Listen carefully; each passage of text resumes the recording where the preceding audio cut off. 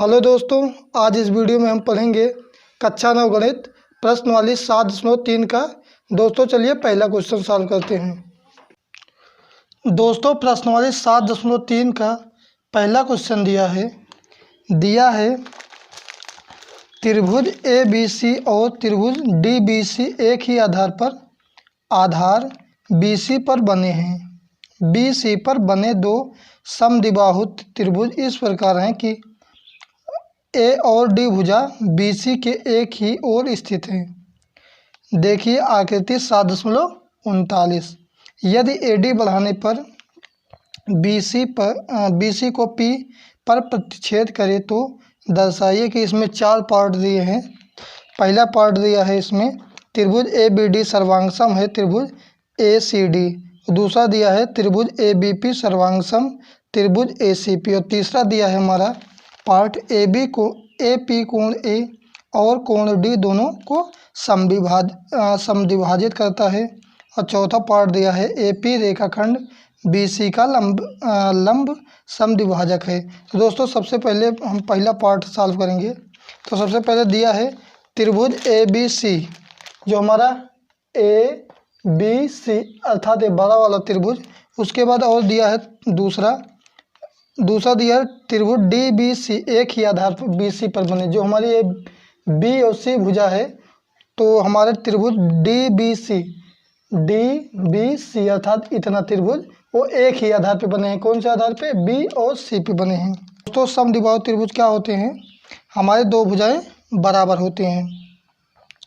तो दिया इस प्रकार है कि ए और डी भुजा बी सी के एक ही ओर स्थित है। जो हमारा ए और डी है वो भुजा के एक ही ओर स्थित है। तो ए डी को यदि ए डी बढ़ाने पर बी सी पर प्रतिच्छेद करती है। अगर हम ए और डी को बढ़ाते हैं तो ये पी पर प्रतिच्छेद करती है अर्थात काटती है। तो दोस्तों हमको दर्शाना है। पहला है त्रिभुज ए बी डी सर्वांगसम त्रिभुज ए सी डी। तो दोस्तों पहले का हम फर्स्ट पार्ट हल करते हैं। दिया है त्रिभुज ए बी डी सर्वांगसम ए सी डी। तो हमारा लिखेंगे हम हल त्रिभुज ए बी डी तथा त्रिभुज ए सी डी। ए सी डी में ए सी डी में त्रिभुज ए बी डी हमारा कौन सा है? ए बी डी अर्थात इतना त्रिभुज ए बी डी ए वाला त्रिभुज तथा त्रिभुज ए सी डी। तो ए सी डी अर्थात ए वाला त्रिभुज हमारा। तो अब इसमें हमको क्या बताना? सर्वांगसम साबित करने के लिए कितने चीज़ों की बराबर होने की आवश्यकता होती है? 3 चीज़ों की। तो दोस्तों सबसे पहले हमारा क्या बराबर दिया है? हमको पता है कि जो ये हमारी ए भुजा है और ए भुजा है क्या है? बराबर है। क्योंकि इसमें दिया है ए और बी सी पर बने दो समद्विबाहु त्रिभुज इस प्रकार की ए और डी भुजा बी सी के एक ओर स्थित है। तो दोस्तों जो ए बी और ए सी भुजा है क्या है? वो बराबर है अर्थात ए वाली भुजा और ए वाली भुजा। तो लिखेंगे ए बी बराबर ए सी बराबर है। तो क्या लिख देंगे हम? दिया है। उसके बाद दूसरा चीज़ हम देख सकते हैं क्या बराबर है हमारा। अब दोस्तों हमको पता है। अब दोस्तों दूसरी हमारी भुजा है बराबर है। अब जो हमारी ए बी डी है और सी डी है, ए भुजा भी हमारी बराबर है। 2 चीज़ हमारे बराबर मिल गए। कौन कौन से? बी डी बराबर सी डी। तो इसको भी लिख देंगे हम दिया है। अगर क्वेश्चन को ध्यान से पढ़ेंगे तो इसमें पता चल जाएगा। उसके बाद हमको दोस्तों अभी 2 चीज़ बराबर हो गए। अभी तीसरी चीज़ हम क्या बराबर कर सकते हैं कि हमारा सर्वांगसम साबित हो जाए। तो तीसरी चीज़ दोस्तों हम साबित कर सकते हैं। जो हमारी भुजा है ए और डी, इसी वाली भुजा से हमारा ए वाला त्रिभुज बना है और ए और डी भुजा से दूसरा त्रिभुज बना है। तो दोनों में जो कॉमन रहता है उसको, दोनों में जो होता है उसको बोलते हैं उभयनिष्ठ। तो लिखेंगे ए डी बराबर ए डी। तो उसको क्या बोलेंगे? उभय निष्ठ। तो दोस्तों जब उभय हमारे तीन चीज़ बराबर हो जाते हैं तो उसको बोलते हैं सर्वांग सम। तो हमारे सर्वांग सम हो गए। तो पहला पार्ट हम सॉल्व कर दिए। तो लिखेंगे अतः त्रिभुज ए बी डी सर्वांग सम है त्रिभुज ए सी डी। और किस नियम से सर्वांग सम हुए? सबसे पहले क्या हमारा बराबर है? भुजा, तो उसको बोलते हैं यश। फिर दूसरा क्या बराबर है? फिर भुजा। फिर तीसरा भी हमारा भुजा बराबर है। तो दोस्तों इसको लिखेंगे यश यश यश यश यश सर्वांग सम नियम से।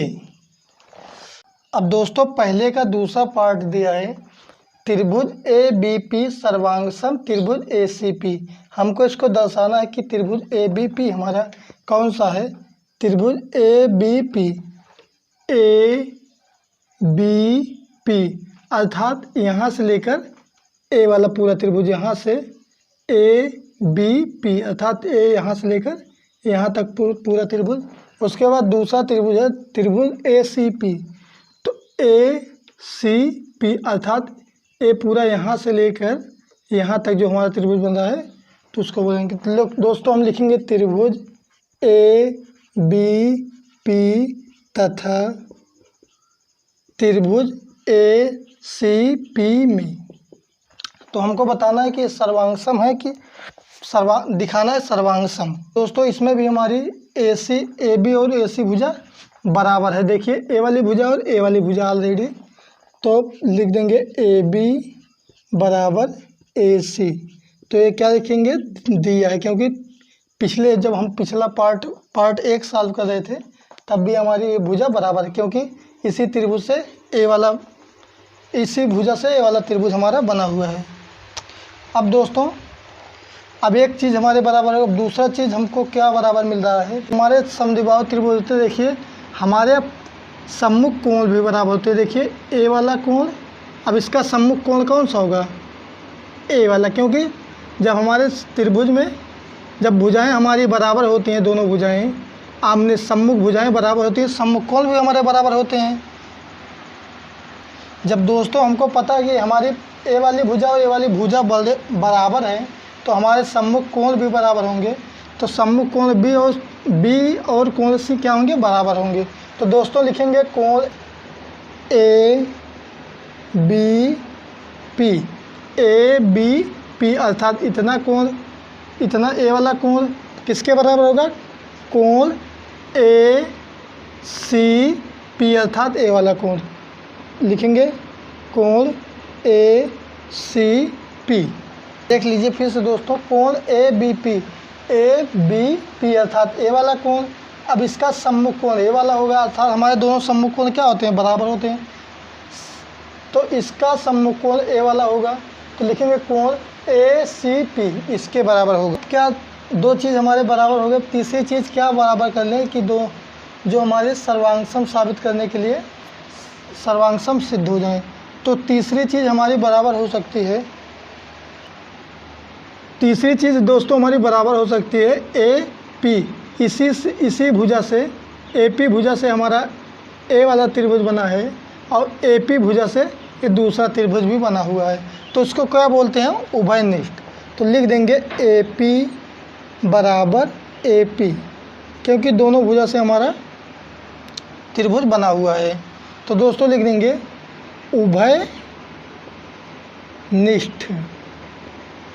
उभयनिष्ठ।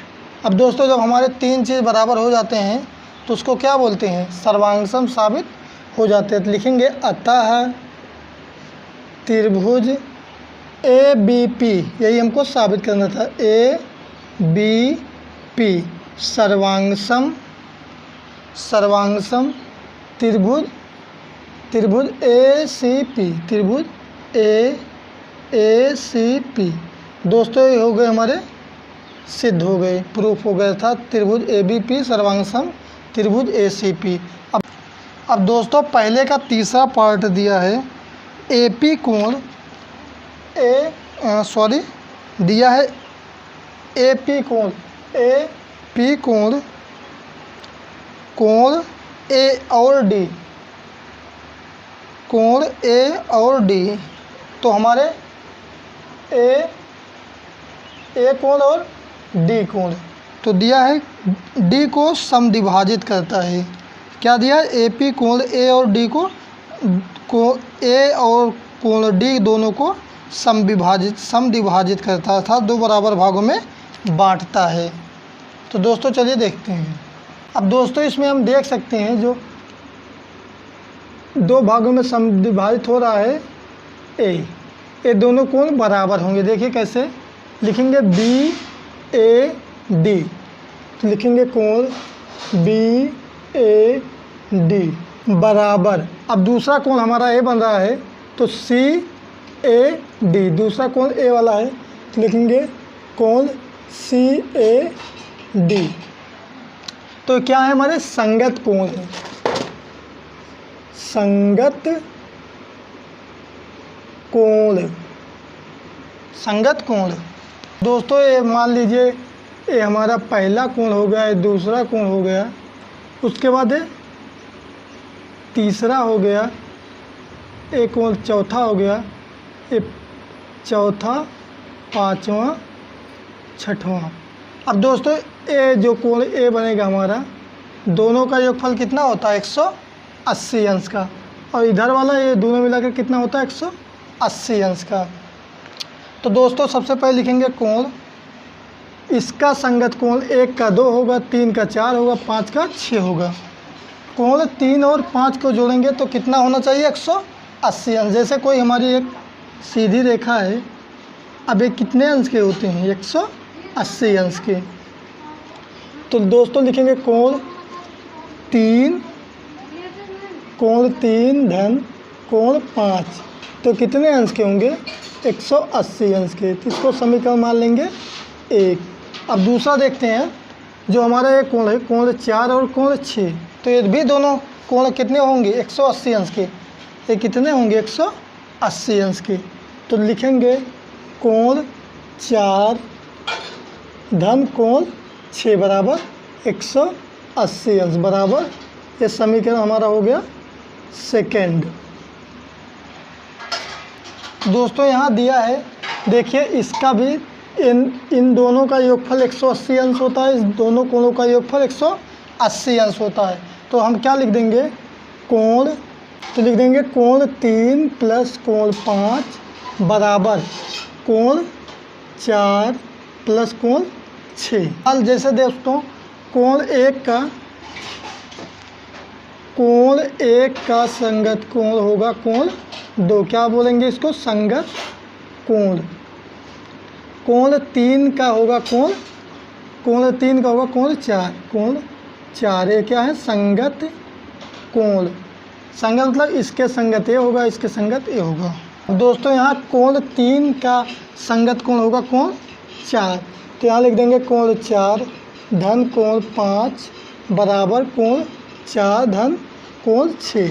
अगर चाहे हम ऐसे डायरेक्ट काट लें, चाहे इधर ले जाते तो माइनस में हो जाता है, तो कोण 5 बराबर कोण 6 अर्थात। तो दोस्तों इसलिए लिखेंगे अतः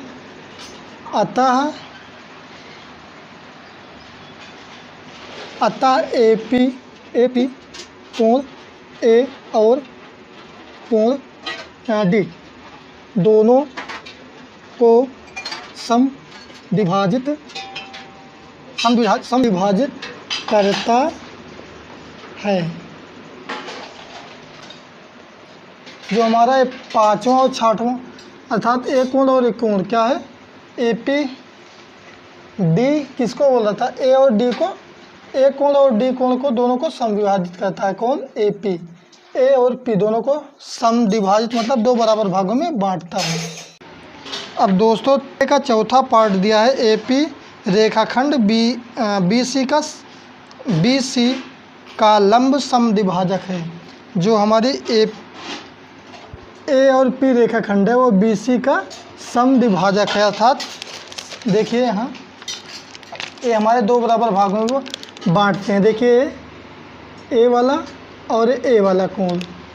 तो दोस्तों चलिए इसको बताना है समद्विभाजक है भाजक है कि नहीं। जैसे हमारी देखा गई है बी और सी, जैसे दो ए और ए मतलब समद्विभाजक, मतलब दो बराबर कोण, दो कोण दिए हैं, तो क्या ये समद्विभाजक हैं कि नहीं, दो बराबर भाग हैं कि नहीं।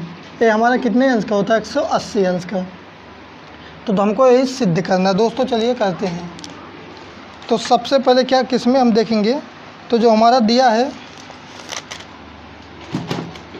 तो दोस्तों अभी इससे पहले हम देखे थे त्रिभुज ABP, त्रिभुज ABP सर्वांग सम थे किसके, त्रिभुज ACP की, त्रिभुज ACP।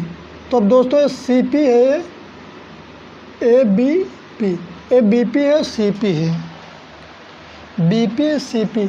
तो हमने पिछले क्वेश्चन में आपको बताया था, इस तरह से देख सकते हैं, BP के संगत भुजा CP होगी।